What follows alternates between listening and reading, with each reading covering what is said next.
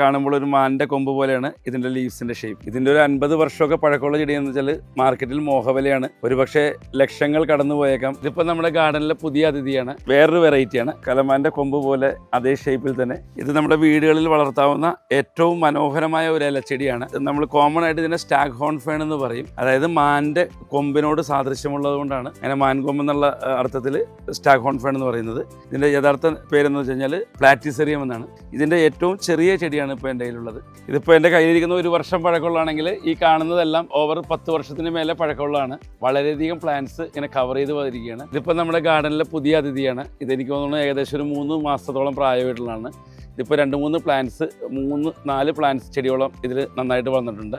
ഇതിപ്പോൾ വേണമെങ്കിൽ നമുക്കിത് സെപ്പറേറ്റ് ചെയ്ത് ചെറിയ കോക്കനട്ട് ഹസ്കിൽ വെച്ച് കഴിഞ്ഞാൽ 1 വർഷം കൊണ്ട് മൊത്തം കവേർഡായിട്ട് നേരത്തെ നമ്മൾ കണ്ട പോലത്തെ നല്ലൊരു പ്ലാന്റായി മാറും. ഇതിപ്പോൾ നമ്മൾ നേരത്തെ കണ്ട പ്ലാറ്റിസെറിയത്തിൻ്റെ വേറൊരു വെറൈറ്റിയാണ്. ഇതിൻ്റെ പേര് പ്ലാറ്റിസെറിയം ഹോൾട്ടുമി എന്നാണ്. കലമാൻ്റെ കൊമ്പ് പോലെ അതേ ഷേപ്പിൽ തന്നെ ഒരു 7 വർഷത്തോളം പഴക്കമുള്ളൊരു ചെടിയാണ്. ഇതേപോലെ വളരെ നല്ല രീതിയിൽ ഇത് താഴേക്ക് ഹാങ് ചെയ്ത് ഇതിപ്പോൾ എനിക്കൊന്ന് 2.5-3 അടിയോളം താഴ്ചയിൽ ഇത് ഹാങ് ചെയ്ത് കിടക്കുകയാണ്. വളരെ നല്ലൊരു വെറൈറ്റിയാണ്. ഇതിൻ്റെ ഏറ്റവും വലിയ മനോഹരം ഇതെന്ന് പറഞ്ഞാൽ താഴേക്ക് ഡ്രൂപ്പ് ചെയ്ത് കിടക്കുന്ന ഇതിൻ്റെ ഇലകളാണ്. ഇതിപ്പോൾ നമ്മൾ നേരത്തെ കണ്ട ഹോൾട്ടുമിയുടെ ചെറിയ പ്ലാന്റ് ആണ്. ഇതൊരു 3-4 വർഷം പ്രായമുള്ള വളരെ മനോഹരമായ ഒരു ചെടിയാണ്. ഇത് സ്റ്റാഗ് ഹോൺ ഫേണിൻ്റെ വേറൊരു വെറൈറ്റിയാണ്.